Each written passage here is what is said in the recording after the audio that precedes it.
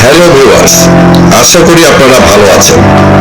আজকে আমি আপনাদের মহাকাশ চন্দ্রাভিযান সম্পর্কিত একটি অ্যাডভেঞ্চার, সার্ভাইভাল, সায়েন্স ফিকশন ও ড্রামায় ভরপুর কোরিয়ান মুভি দ্য মুনের সারসংক্ষেপ বর্ণনা করব। আর হ্যাঁ, বিশ্বের জনপ্রিয় মুভির রিভিউ ও এক্সপ্লেইন বাংলায় দেখতে আমাদের এই মুভি উইথ মি ইউটিউব চ্যানেলটি সাবস্ক্রাইব করুন। আমরা জানি আমেরিকার অ্যাপোলো 11 মিশন চাঁদে মানুষের সর্বপ্রথম সফল অবতরণ ঘটায়। 1969 সালের 20 জুলাই নীল আর্মস্ট্রং প্রথম মানুষ হিসাবে চাঁদের মাটিতে পা রাখেন। দি মুন হল দক্ষিণ কোরিয়ার চন্দ্রাভিযান সম্পর্কিত মুভি, যা আগস্ট 2023 সালে মুক্তি পায়। ছবিটির পরিচালক ছিলেন কিম ইয়ং হোয়া। এই ছবিটি Korean astronaut space centre KSC এর চন্দ্রাভিমুখে প্রেরিত মহাকাশযানের একমাত্র জীবিত আরোহীকে উদ্ধার করে ফিরিয়ে আনার একটি চমৎকার সার্ভাইভাল, সায়েন্স ফিকশন ও ড্রামায় ভরপুর মুভি। একজন সাহসী মহাকাশ আরোহী যে তার পিতার ইচ্ছা পূরণ ও কোরিয়াবাসীর সম্মান বাঁচাতে কিভাবে টিকে থাকার লড়াই চালিয়েছিল মহাকাশে, তা জানতে ভিডিওটি সম্পূর্ণ দেখুন। ছবির শুরুতে দেখা যায় দক্ষিণ Korean astronaut space centre KASC 5 বছর পূর্বে 2024 সালে মহাকাশে নারেহো নামে একটি চন্দ্রযান প্রেরণ করেছিল, কিন্তু কিছু ত্রুটির কারণে সেটি বিস্ফোরিত হয়ে 3 জন আরোহীর সকলেই মৃত্যুবরণ করে। এতে কোরিয়াবাসী শোকাতুর হয়। আন্তর্জাতিক স্পেস কমিটি এই জন্য দক্ষিণ কোরিয়াকে তাদের সদস্যপদ বাতিল করে দেয়। এই বিস্ফোরণের 5 বছর পর দক্ষিণ কোরিয়া উরিহো নামে আরেকটি মহাকাশ চন্দ্রযান তৈরি করে, যাতে তারা চাঁদে অনুসন্ধান চালাতে পারে এবং চন্দ্রপৃষ্ঠে হিলিয়াম-3 এর মতো শক্তির উৎসের গবেষণার কাজ করতে পারে। এর জন্য KSC লি সাং-উন, চো ইউন-জং এবং হওয়াং সান-উকে এই গুরুত্বপূর্ণ মিশনে তাদের দক্ষতা অভিজ্ঞতার জন্য মহাকাশচারী হিসাবে নির্বাচিত করেছিল। যদিও সর্বকনিষ্ঠ হওয়াং সান-উর পাইলট হিসাবে খুব বেশি অভিজ্ঞতা ছিল না, কিন্তু তার নেভি সিল প্রশিক্ষণ ছিল। এ কারণে তিনি অন্যদের চেয়ে এগিয়ে ছিলেন, কারণ তার অত্যন্ত কঠিন পরিস্থিতিতে টিকে থাকার অভিজ্ঞতা ছিল। হওয়াং সান-উর বাবা হোয়াং গিউতাই 5 বছর পূর্বে ঘটে যাওয়া প্রথম মিশনের প্রযুক্তির সেকেন্ড ইনচার্জ ছিলেন। মহাকাশযানটি উৎক্ষেপণের পর বিস্ফোরিত হয়েছিল। এর ফলে গাইতাই আর জীবিত ছিলেন না। তাই হোয়াং সান-ইউ তার বাবার সম্মান রক্ষার্থে এই মিশনটিকে সফল করতে চেয়েছিলেন। চো ইউন-জং এয়ারফোর্স লেফটেন্যান্ট। সে তার পরিবারের সমর্থনে চাঁদে যাওয়ার সুযোগ পেয়েছে। এটা তার পরিবারের জন্য একটি গর্বের বিষয়। লি সাং-উন এয়ারফোর্স কমান্ডার। তার স্বপ্ন ছিল তিনি চাঁদে গিয়ে তার আগত সন্তানের নাম ঠিক করবেন। যদি তার মেয়ে হয় তাহলে তার নাম রাখবেন মুন, কারণ যে সময় তিনি চন্দ্রপৃষ্ঠে অবস্থান করবেন সে সময় তার স্ত্রীর সন্তান প্রসব করার কথা। যা হোক, চন্দ্রাভিযানের জন্য এই 3 জন মহাকাশচারীর কঠিন প্রশিক্ষণ শুরু হয় এবং খুব সফলভাবে তাদের প্রশিক্ষণ সমাপ্ত হয়। শেষ পর্যন্ত মহাকাশযান উরিও সফলভাবে উৎক্ষেপণ হয়। এতে স্পেস সেন্টারের সবাই উৎফুল্ল হয়ে ওঠে, কারণ রকেটটি এবার চাঁদের কাছাকাছি কোনো রকম সমস্যা ছাড়াই পৌঁছে যায়। কিন্তু এক সময় এক অভূতপূর্ব সৌরবায়ুর কারণে স্যাটেলাইটগুলির কিছু সমস্যা দেখা দেয়।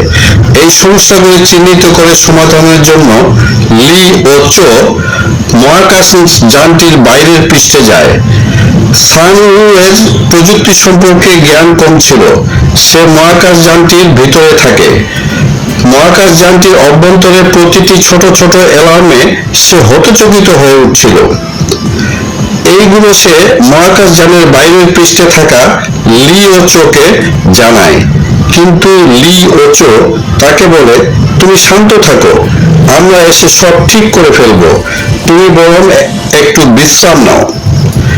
এরপর মহাকাশচারীর একজন চো ইউন জং জ্বালানি তেলের ঢাকনা খুলে একটি ফুটো দেখতে পায়।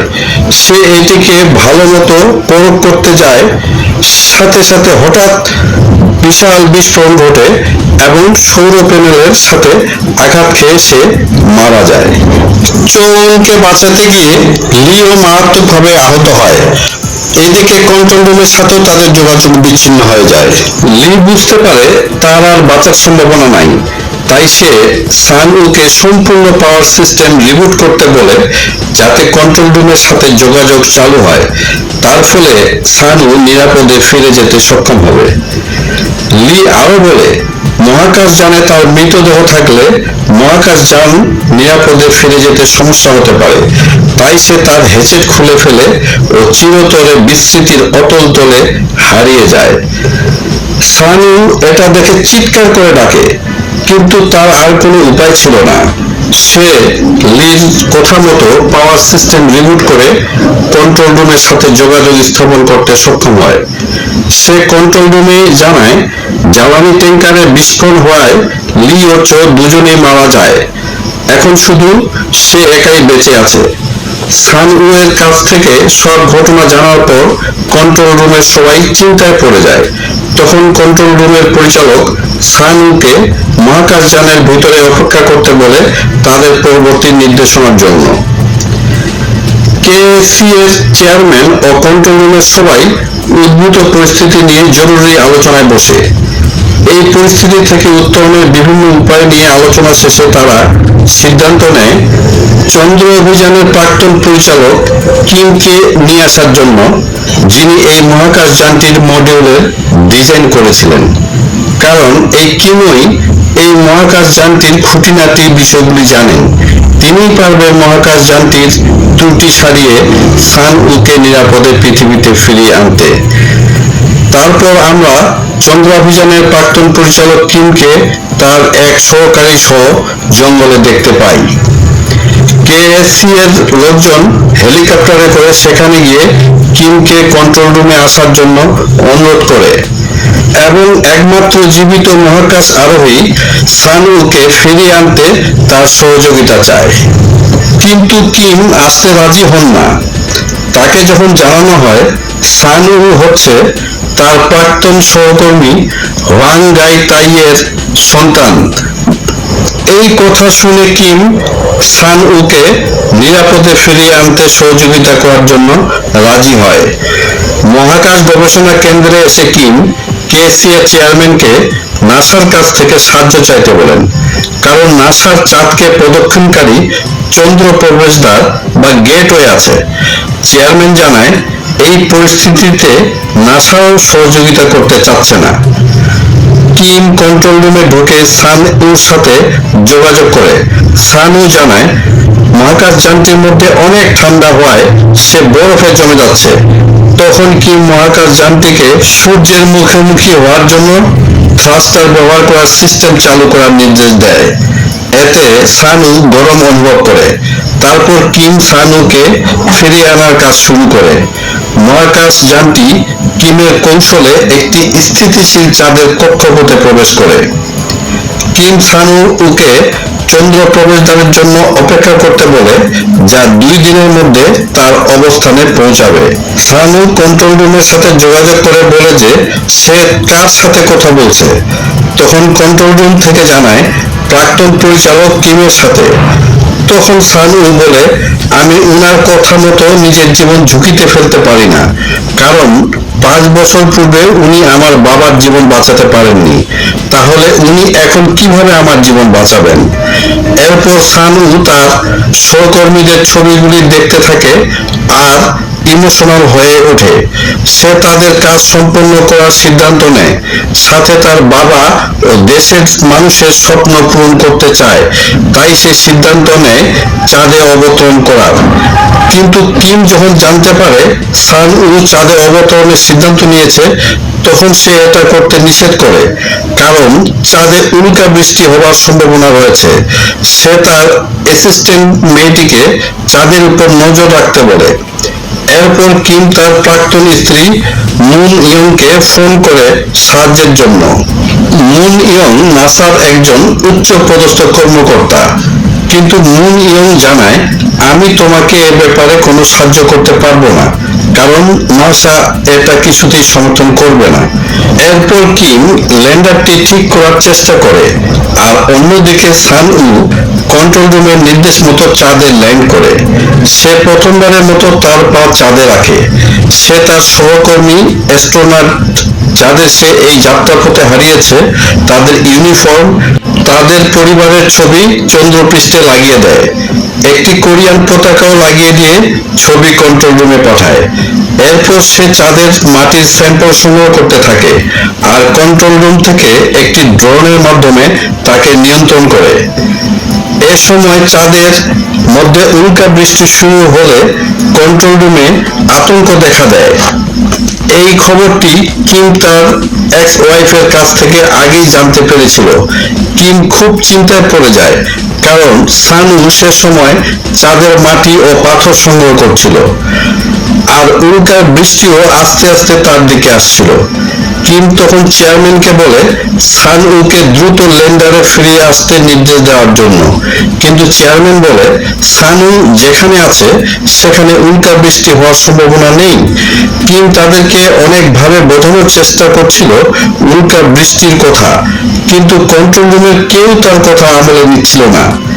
এ সময় সান উ কন্ট্রোল রুমকে জানায়, আমি বরফ খুঁজে পেয়েছি, আর এখানে কোনো উল্কাপাত হচ্ছে না, আপনাদের চিন্তার কোনো কারণ নেই। কিন্তু হঠাৎ করে উল্কাপাত সান উর দিকে আসতে থাকে। কন্ট্রোল রুম থেকে তখন সান উকে ল্যান্ডারে দ্রুত পৌঁছানোর নির্দেশ দেয়, কিন্তু সান উ ল্যান্ডারে পৌঁছার আগেই উল্কাপাত ভয়ানক আকার ধারণ করে।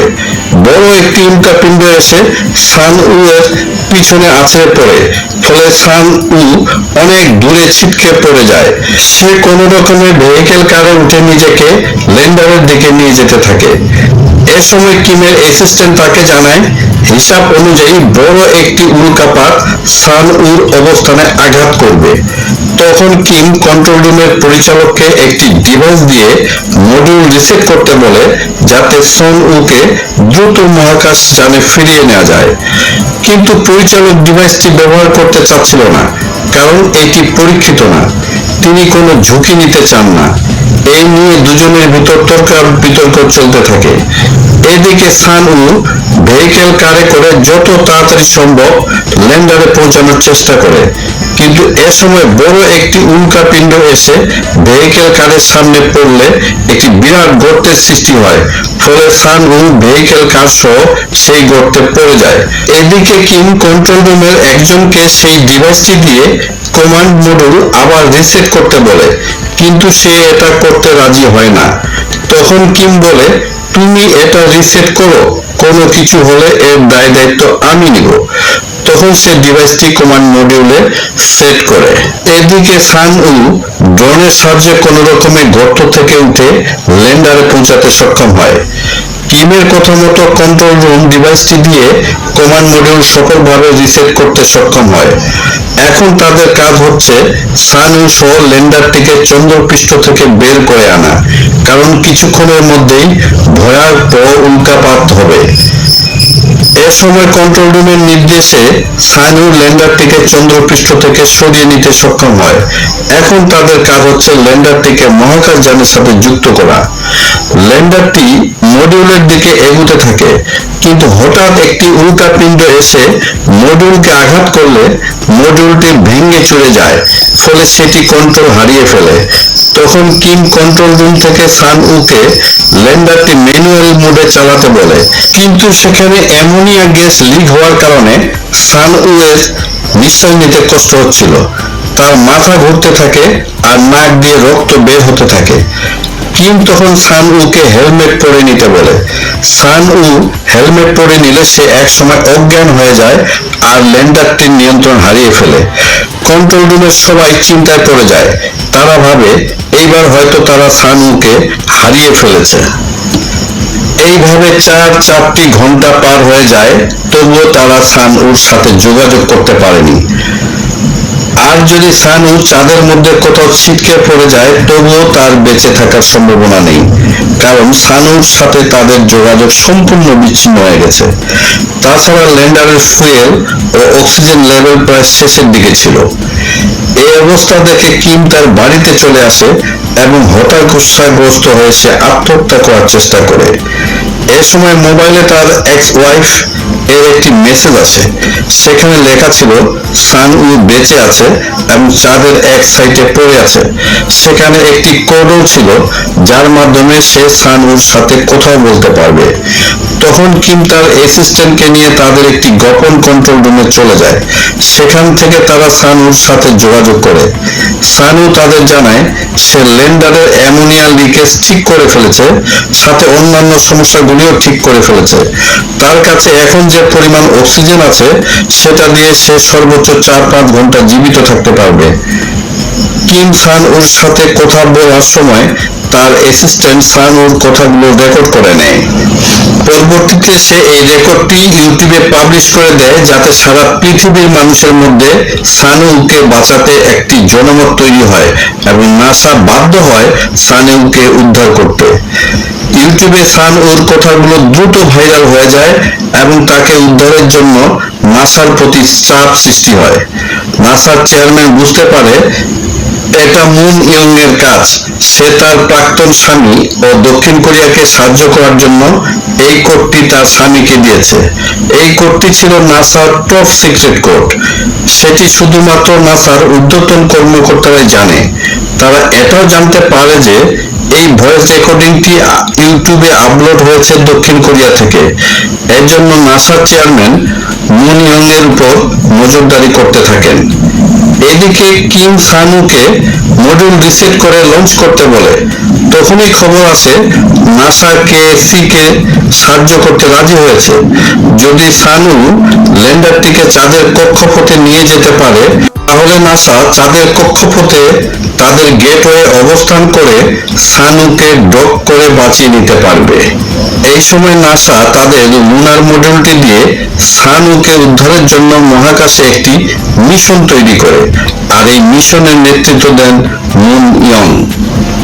মুন ইয়ং সানুকে ইনস্ট্রাকশন দিয়ে ল্যান্ডারটি টেক অফ করতে বলে। সানু ল্যান্ডারটি লঞ্চ করার সময় চাঁদের নরম মাটি দেবে যায় এবং ল্যান্ডারটি হেলে পড়ে, আর এর ফলে ল্যান্ডারের টকিং কি পুরোপুরি নষ্ট হয়ে যায়। আর সে কারণে ল্যান্ডারের সাথে নাসার লুনা মডিউলের সংযোগ বিচ্ছিন্ন হয়ে যায়। এতে সানু হতাশ হয়। উপায়ন্তর না দেখে সে এই মিশন বাতিল করার সিদ্ধান্ত নেয়। আর নাসার সানুকে উদ্ধারের মিশনে নিয়োজিত লুনার মডিউলের লোকেরাও মনে করে সানুকে বাঁচানো আর কোনোভাবেই সম্ভব নয়। তাই তারা তাদের রেস্কিউ মিশন বাতিল করে দেয়। সানু ল্যান্ডারটিকে সময় মতো চাঁদের কক্ষপথে গেটওয়েতে নিয়ে যেতে না পারায় নাসার মহাকাশচারীরাও এই মিশন থেকে সরে আসতে চায়। সানু বুঝে ফেলে তার আর বেঁচে ফিরবার আশা নেই। তখন সানু কেএসসি এর কন্ট্রোল রুমের সবাইকে বলে দেয় যে আমি আর ল্যান্ডারটিকে লঞ্চ করতে চাই না। এ সময় কিম বলে, তুমি কি তোমার বাবার মতো হাল ছেড়ে দিতে চাও? এই সময় পর্যন্ত সানু বিশ্বাস করত তার বাবার কারণেই নারে হয়ে 3 জন আরোহী মহাকাশযানের অভ্যন্তরে প্রাণ হারায়। তিনি কিমকে বলেন তার বাবা একটি চিঠি লিখে রেখে গেছেন, যাতে তিনি লিখেছিলেন যে ইঞ্জিনে কিছু ত্রুটি রয়েছে, তারপরও তারা পরিকল্পনাটি নিয়ে এগিয়ে গেছেন। সেই সময় কিম সানুকে বলে তোমার বাবা কোনো কিছুর জন্য দায়ী নন, কারণ তিনি মিশনের সাথে এগিয়ে যেতে চান নাই। আমি 5 বছর পূর্বে নারহ মহাকাশযানটিতে কিছু ত্রুটি থাকার পরও মহাকাশযানটি লঞ্চ করার সবুজ সংকেত দেই। কিম আরো বলেন যে তিনি চেয়েছিলেন আমেরিকার পর দক্ষিণ কোরিয়া চাঁদে মানুষ পাঠানোর জন্য দ্বিতীয় দেশ হিসাবে খ্যাতি পাক। তাই তিনি নাসার লোভনীয় চাকরি ছেড়ে দেশে ফিরে আসেন। এমনকি তিনি তার স্ত্রী মুন ইয়ংকে তালাক দেন নিজের দেশকে চন্দ্র অভিযানের জন্য। তার যে মেধা ও দক্ষতা আছে তা তিনি দেশের কল্যাণের জন্য ব্যয় করতে চেয়েছিলেন, আর এর জন্যই তিনি নারাহ মহাকাশযানটি তৈরি করেছিলেন। তিনি সানুকে আরো বলেন তোমার বাবার ইঞ্জিনের ত্রুটির কথাটি আমার শোনা উচিত ছিল। চন্দ্রাভিযানের জন্য আমার তাড়াহুড়া করা উচিত হয়নি। কিমের কথা শোনার পর সানুর মনে হলো তার কাঁধ থেকে একটি বিশাল বোঝা নেমে গেছে। তিনি উজ্জীবিত হন এবং চেষ্টা করেন ল্যান্ডারটিকে নাসার চন্দ্র প্রবেশদ্বারের কাছাকাছি নিয়ে যেতে। অন্যদিকে মুন ইয়ং কিমকে জানায় সানু যেখানে আছে সেখান থেকে নাসার গেটওয়ের খুব কাছে, খুব সহজেই পৌঁছাতে পারবে। আর সে গেটওয়েতে পৌঁছে গেলে নাসার লুনার মডিউলের অ্যাস্ট্রোনটরা সানুকে বাঁচিয়ে নিতে পারবে। কিম তখন মুন ইয়ংকে বলে, তুমি যে আমাদের এভাবে সাহায্য করছো তা কি নাসা মেনে নেবে? মুন ইয়ং বলে, নাসাতে এটাই আমার শেষ কাজ। তখন সে দেখতে পায় দুইজন পুলিশ অফিসার তাকে ফলো করছে। মুন ইয়ং তখন একটি সিক্রেট রুমে গিয়ে লুনার মডিউলের অ্যাস্ট্রোনটদের সাথে যোগাযোগ করে বলে, যেভাবেই হোক সানুকে বাঁচিয়ে নিতে হবে। এটা একটি বিবেকের ব্যাপার, মানবতার ব্যাপার। এরপর দেখি সানু ল্যান্ডারটি নিয়ে চাঁদের গেটওয়েতে পৌঁছে যায়। সে নিজেকে মডিউলের সাথে বেঁধে ল্যান্ডার থেকে নাসার লুনার মডিউলের উপর ঝাঁপ দেয়, যাতে নাসার অ্যাস্ট্রোনটরা তাকে উদ্ধার করতে পারে। কিন্তু সানু চন্দ্রপৃষ্ঠে পড়ে গড়াগড়ি খায়। সৌভাগ্যবশত নাসার অ্যাস্ট্রোনটরা তাকে চিহ্নিত করতে পারে এবং তাকে উদ্ধার করে। এইভাবে মহাকাশ ও চাঁদে জীবন মৃত্যুর সন্ধিক্ষণে থাকা অসীম সাহসী সহকর্মী, বাবা ও দেশের প্রতি ভালোবাসার টানে সে শেষ পর্যন্ত নাসার অ্যাস্ট্রোনটদের সহযোগিতায় দেশে ফিরে আসতে পারে। অন্যদিকে মুন ইয়ংকে গ্রেপ্তারের বদলে নাসার চেয়ারম্যান বানিয়ে দেওয়া হয়। সে সবার উপরে মানবিকতাকে স্থান দিয়ে একজন অ্যাস্ট্রোনটের জীবন বাঁচাতে সহযোগিতা করেছে বলে হোয়াইট হাউস তাকে এই সম্মান দিয়েছে। মুভির শেষে দেখি সানু অ্যাস্ট্রোনটের পোশাক পরে কিমকে স্যালুট করে সম্মান জানায়। ভিডিওটি ভালো লাগলে লাইক, কমেন্ট ও শেয়ার করবেন এবং চ্যানেলটি সাবস্ক্রাইব করে আমাদেরকে উৎসাহিত করবেন। সকলকে ধন্যবাদ।